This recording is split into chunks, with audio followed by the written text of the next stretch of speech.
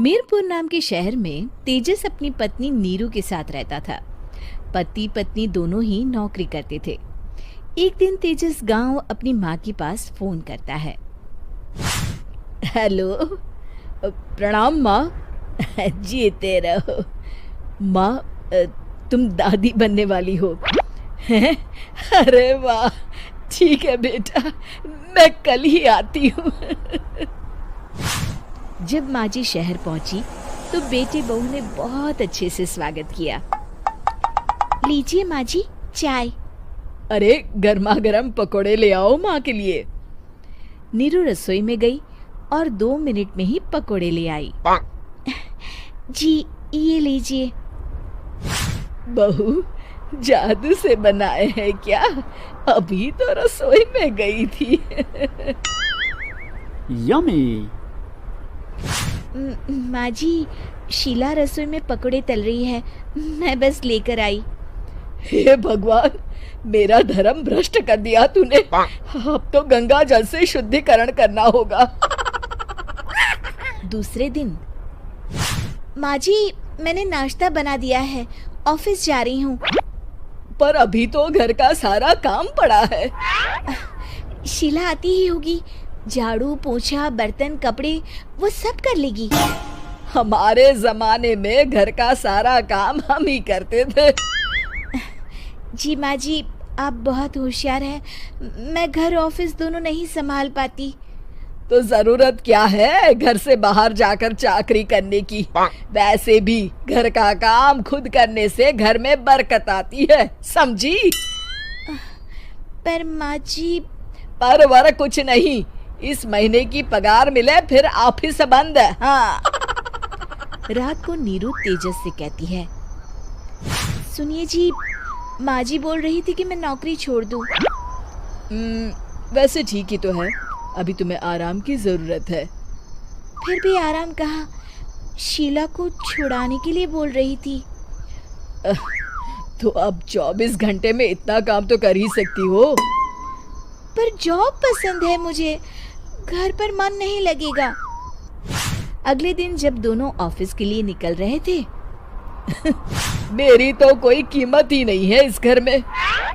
माँ जी, आजकल महंगाई बहुत है, रहन सहन भी बदल गया है, दोनों नौकरी करते हैं तभी ठीक रहता है। अच्छा, तू कहना क्या चाहती है? मेरा बेटा तुझे बिठा के खिला नहीं सकता? तू ही इस घर का खर्च चला रही है, हैं? नहीं माँ जी, मेरा वो मतलब नहीं था। मतलब खूब समझती हूँ, ये बाल धूप में सफेद नहीं किए मैंने। हाँ। अब तो ये रोज का काम हो गया था। तेजस भी रोज की झिकझिक से परेशान हो गया था। एक दिन उसने कहा, नीरू, वैसे भी तुम्हें मैटरनिटी लीव मिलने वाली है, तो अभी से ही छुट्टी ले लो। पर क्या, मेरी सैलरी अच्छी खासी है। आखिर नीरू ने रिजाइन कर दिया। जब बच्चा हुआ तो घर में सब बहुत खुश हुए। कुछ दिनों बाद तेजस फाइल देख रहा था। क्या हुआ तेजस, कुछ परेशान लग रहे हो?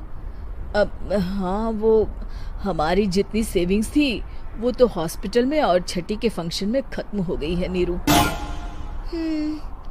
और अभी वैसे मंदी चल रही है तो मैं बोल रही थी कल मुन्ना को हेपेटाइटिस का टीका लगवाना है। नीरू, क्या पोस्टपोन नहीं कर सकते? नहीं जी, बिल्कुल नहीं। अब तेजस को समझ में आ रहा था कि उससे गलती हुई है। पैसों की कमी का असर घर के माहौल पर भी पड़ रहा था। अगले दिन, बेटा मेरा चश्मा और ये दवाइयाँ ले आना, पर्चा देते हुए माँ जी ने कहा। जी। तेजस, मुन्ना के लिए दूध का डिब्बा और डायपर भी ले आना, और ये किराने के सामान की लिस्ट है, इसे भी लाना है। तेजस गुस्से में लिस्ट मरोड़कर फेंकता है और चिल्लाता है, पैसे क्या पेड़ पर उगते हैं? ये ले आना, वो ले आना। अरे पर ये जरूरत का सामान ही है। वो गुस्से में बिना कुछ कहे ऑफिस चला गया। अरे लंच तो ले जाइए। नीरू दौड़कर डिब्बा पकड़ाती है एक दिन खाना खाने के बाद, नीरू,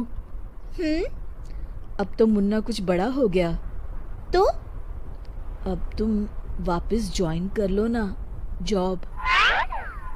पर इस रिसेशन में जॉब मिलना बहुत मुश्किल है। ट्राई तो करो। फिर मुन्ना? माँ जी है ना, और एक फुल टाइम मेड भी लगा लेंगे। पर माँ जी, उन्हें तो पसंद नहीं। तभी माँ जी वहाँ आ जाती है और प्यार से नीरू के सर पर हाथ फेरते हुए बोलती है, अब मेरी समझ में आ गया बहू, पहले के और अब के समय में अंतर है। तुम काम शुरू करो, मुन्ना की जिम्मेदारी मेरी। मेरी प्यारी माँ जी। ये कहकर नीरू उनके गले लग गई। शिक्षा, परिवर्तन संसार का नियम है, हमें भी समय के साथ चलना चाहिए। उम्मीद है कि आपको हमारी ये कहानी पसंद आई होगी। कृपया हमारे चैनल को सब्सक्राइब करें और सभी अपडेट्स के लिए बेल आइकन जरूर क्लिक करें। और हाँ, वीडियो लाइक और शेयर करना मत भूलिएगा। Bye bye.